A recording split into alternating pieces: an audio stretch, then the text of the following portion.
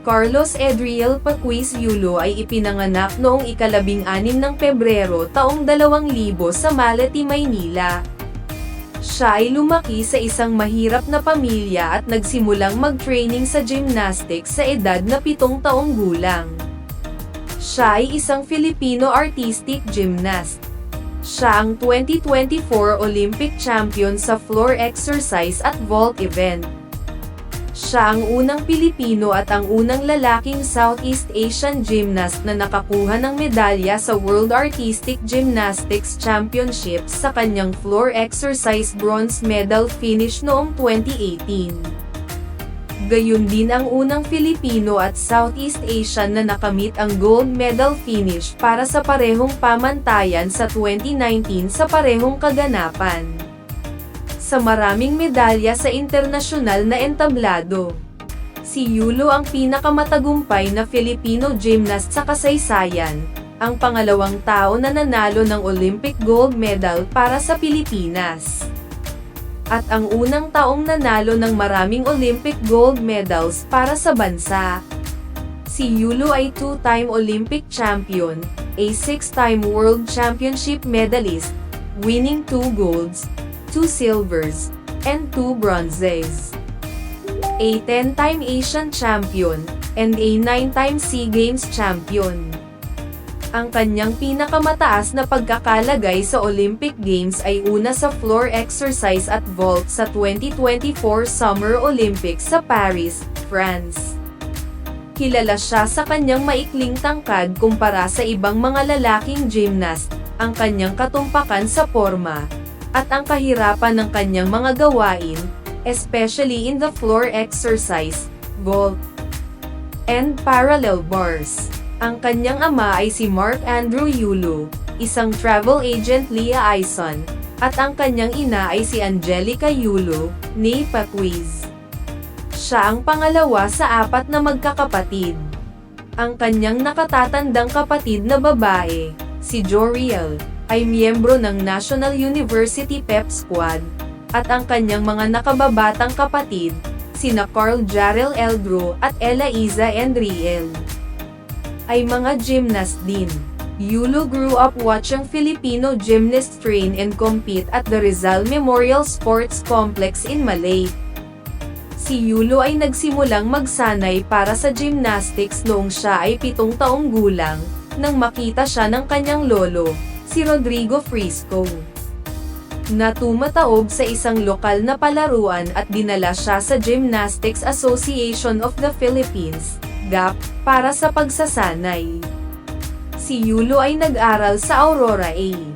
Quezon Elementary School sa Maynila para sa kanyang pangunahing edukasyon, kung saan siya ay nagsasanay na para sa Philippine National Games bilang bahagi ng team ng gymnastics ng National Capital Region.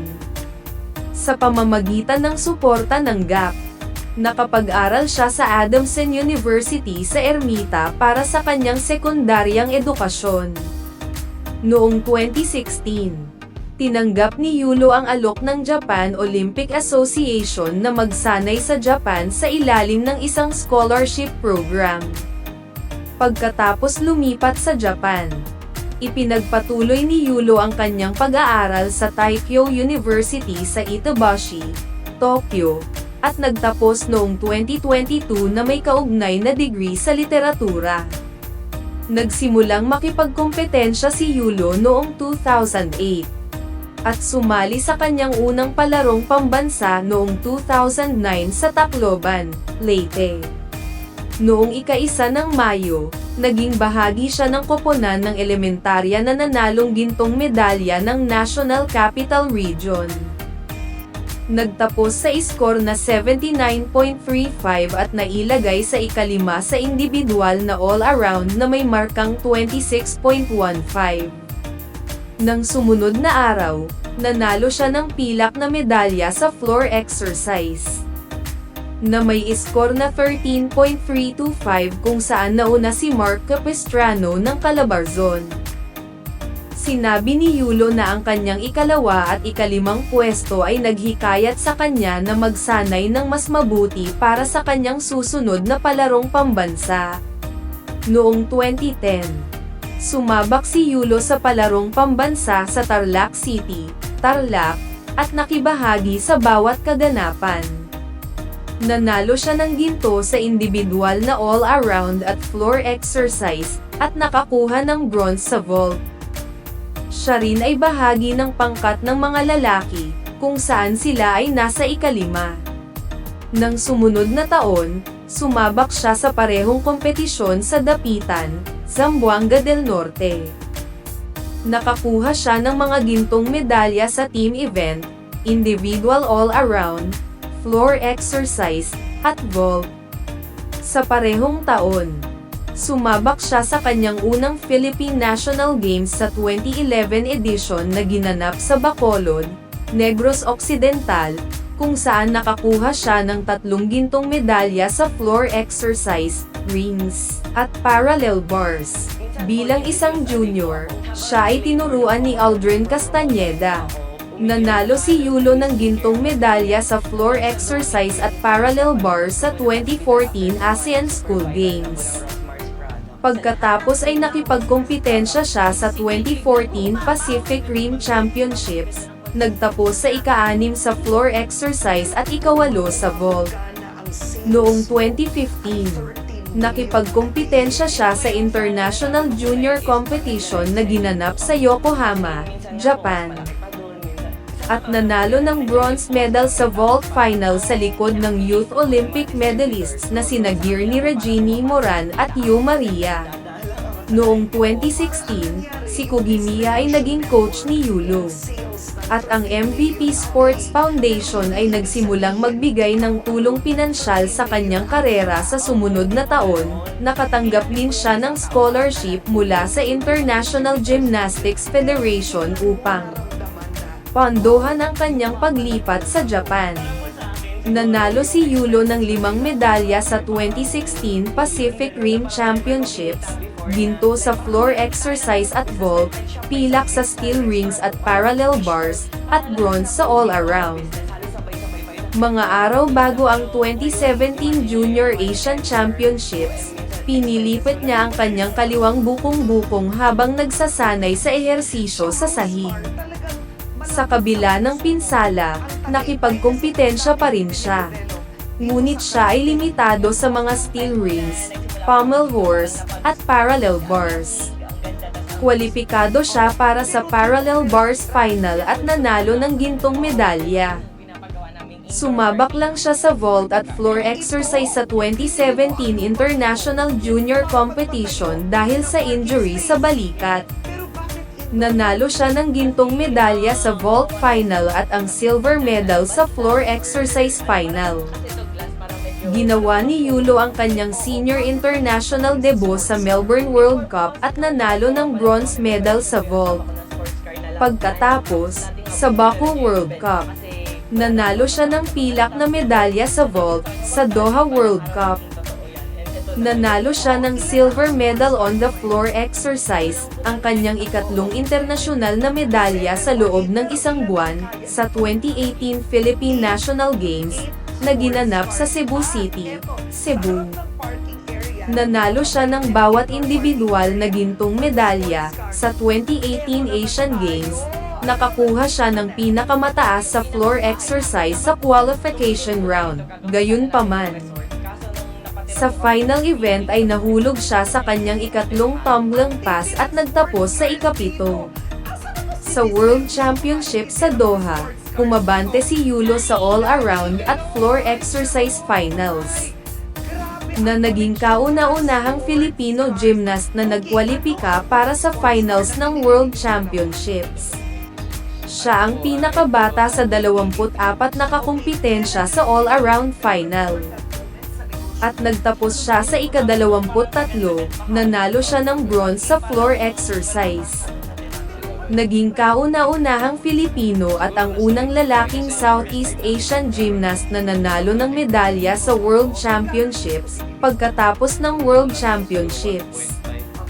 Nakipagkompetensya siya sa Cottbus World Cup at nanalo ng bronze medal sa floor exercise matapos mawala ng execution score tiebreaker kay Casimir Smith, noong Disyembre. Nanalo siya ng mga pilak na medalya sa vault at parallel bars sa Toyota International. Sinimulan ni Yulo ang 2019 season sa Melbourne World Cup kung saan nanalo siya ng gintong medalya sa floor exercise ng 0.066 puntos. Hindi niya nakuha ang Baku World Cup dahil sa pinsala sa dibdib, pagkatapos ay nanalo siya ng bronze medal sa floor exercise sa Doha World Cup. Sa Asian Championships, pumwesto siya sa ika-4 sa floor exercise at vault at ika-7 sa parallel bars. Tumable siya para sa gintong medalya sa floor exercise sa All Japan Senior Championships kasama si Kohei Uchimura. Sa World Championships sa Stuttgart, naging kwalipikado si Yulo para sa all-around final at nakakuha ng kwalipikasyon para makipagkumpetensya para sa Pilipinas sa 2020 Summer Olympics sa Tokyo. Pagkatapos ay inilagay niya ang ika-10 sa all-around final na may personal best all-around total. Sa final exercise sa sahig, nanalo siya ng gintong medalya na gumawa ng kasaysayan bilang unang Filipino at Southeast Asian World Champion sa artistikong himnastiko, matapos ang kanyang panalo. Ang kanyang mas mababa sa average na taas na 4 na talampakan 11 pulgada, 1.50 na metro, ay naging halimbawa sa kanya ng Senado ng Pilipinas bilang isang wake-up call para sa ating gobyerno, upang magbigay ng higit na suporta para sa sports kung saan ang taas ay hindi itinuturing na isang determinative factor. Pagkatapos ng World Championships, nakipagkumpetensya siya sa Southeast Asian Games at nagtapos sa podium sa bawat kaganapan. Nanalo siya ng ginto sa all-around at floor exercise, at pilak sa pommel horse, steel rings, vault, parallel bars, at horizontal bar. Karamihan sa mga internasyonal na kompetisyon noong 2020 ay kinansela o ipinagpaliban dahil sa pandemya ng COVID-19. Bumalik si Yulo sa kompetisyon noong Setyembre taong 2020 sa All Japan Senior Championships at nanalo ng bronze medal sa vault. Nanalo rin siya ng vault bronze medal sa All Japan Championships bilang karagdagan sa isang bronze medal sa floor exercise. Sinimulan ni Yulo ang Olympic season sa pamamagitan ng pagkapanalo ng bronze medal sa parallel bars sa All Japan Event Championships. Pagkatapos ay kinatawan niya ang Pilipinas sa 2020 Summer Olympics, umaasang maging unang Olympic champion ng bansa sa anumang esport. Sa panahon ng qualification round, nahulog siya sa kanyang unang tumbling pass at nabigong maging kwalipikado para sa final exercise sa sahig. Nakipaglaban din siya sa ilan sa iba pang mga kaganapan at hindi nakuha ang all-around final. Gayunpaman, siya ay naging kwalipikado para sa vault final sa ika-6 na pwesto. Bilang pinakabatang katunggali sa vault final, nagtapos siya sa ika-4 na pwesto, hindi nakuha ang bronze medal ng 0.017 puntos. Pagkatapos ng Olympic Games, nakipagkumpetensya si Yulo sa All Japan Senior Championships at nanalo ng gintong medalya sa floor exercise at isang bronze medal sa vault. Pagkatapos ay sumabak siya sa 2021 World Championships sa Kitakyushu, Japan. Kwalipikado siya para sa parehong floor exercise at parallel bars finals sa unang pwesto. At kwalipikado rin siya para sa vault final. Natapos lamang niya ang ika-5 sa panghuling floor exercise matapos ang pag-alis sa mga hangganan. Pagkatapos ay nanalo siya ng gintong medalya sa vault final at isang pilak na medalya sa parallel bars final sa likod ng Huzhou ng China. Sa Southeast Asian Games, pinangunahan ni Yulo ang koponan ng Pilipino sa isang silver medal finish sa likod ng Vietnam, at nanalo siya ng gintong medalya sa all-around. Pagkatapos sa finals ng event, Nanalo siya ng ginto sa floor exercise, steel rings, vault, at horizontal bar, at nanalo siya ng silver medal sa parallel bars.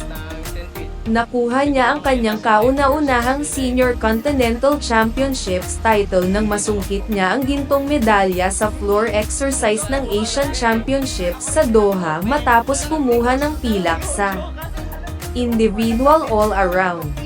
Sinundan niya ito ng mga gintong medalya sa vault at parallel bars.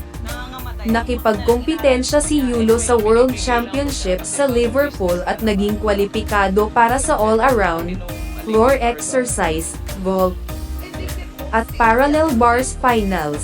Siya rin ang pangalawang reserba para sa panghuling rings matapos ang ika-10 sa qualification round. Sa all-around final, nagtapos siya sa ika-8 pwesto dahil sa mga pagkakamali sa pommel horse, vault at horizontal bar. Pagkatapos ay nahulog siya sa panghuling ehersisyo sa sahig at nagtapos sa ika-7. Kinabukasan, nanalo siya ng silver medal sa vault final sa likod ni Artur Davtyan ng Armenia, at nanalo rin siya ng bronze medal sa parallel bars final. Sinimulan ni Yulo ang season sa Cottbus World Cup at nanalo ng bronze medal sa parallel bars. Pagkatapos sa World Cup sa Doha, nanalo siya ng ginto sa floor exercise, pilak sa parallel bars, at bronze sa vault. Pagkatapos ay nanalo siya ng 2 gintong medalya sa Baku World Cup, sa vault at parallel bars, sa Southeast Asian Games. Pinangunahan niya ang koponan ng Pilipinas sa isang silver medal finish sa likod ng Vietnam, at ipinagtanggol niya ang kanyang all-around na titulo. Pagkatapos sa finals ng kaganapan, nanalo siya ng ginto sa mga parallel bar at ang pilak sa mga steel ring. Nakipagkompetensya si Yulo sa Asian Championships at nanalo ng silver medal sa all-around sa likod ng Shin Osake Oka ng Japan. Nanalo siya ng 3 gintong medalya sa finals ng kaganapan sa floor exercise, vault, at parallel bars, at nanalo siya ng bronze medal sa horizontal bar. Pagkatapos ng Asian Championships, humiwalay si Yulo sa matagal ng coach na si Kugimiya dahil sa mga personal na dahilan. Bumalik siya kay Castañeda, na nagturo sa kanya bilang isang junior. Pinili ni Yulo na huwag makipagkompetensya sa Asian Games, na ginanap kasabay ng World Championships. Sa panahon ng qualification round ng World Championships, si Yulo ay nahulog sa kanyang likod sa kanyang steel rings na bumaba, at siya rin ay bumagsak sa kanyang vault at binigyan ng score na 0 para sa hindi paglapag ng mga paakunang. Huli siyang nagtapos sa 71 gymnast na lumaban sa all-around. Gayunpaman, kwalipikado pa rin siya para sa panghuling floor exercise kung saan siya ay nagtapos sa ika-4. Bilang pinakamataas na ranggo na gymnast sa floor exercise na hindi pa naging kwalipikado sa team o all-around na mga kompetisyon, si Yulo ay naging kwalipikado para sa 2024 Olympic Games. Sinimulan ni Yulo ang 2024 season na may bronze medal sa floor exercise sa Baku World Cup. Pagkatapos sa Doha World Cup, nanalo siya ng gintong medalya sa mga parallel bar at isang pilak na medalya sa vault. Napanalunan niya ang kanyang unang Continental Championship all-around na titulo sa Asian Championships sa Tashkent. Nanalo siya ng 3 pang gintong medalya sa finals ng kaganapan, sa floor exercise, vault, at parallel bars. Sa qualification round ng 2024 na Summer Olympics sa Paris, France, naging kwalipikado siya para sa panlalaking individual na all-around, vault, at floor. Una siyang nakipagkompetensya sa individual na all-around final noong ika-31 ng Hulyo, na inilagay ang ika-12 sa pangkalahatan na may kabuuang iskor na 83.032 puntos. Noong ika-3 ng Agosto, Nakipagkumpetensya siya sa panghuling ehersisyo sa sahig ng mga lalaki at nauna sa iskor na 15.000 puntos.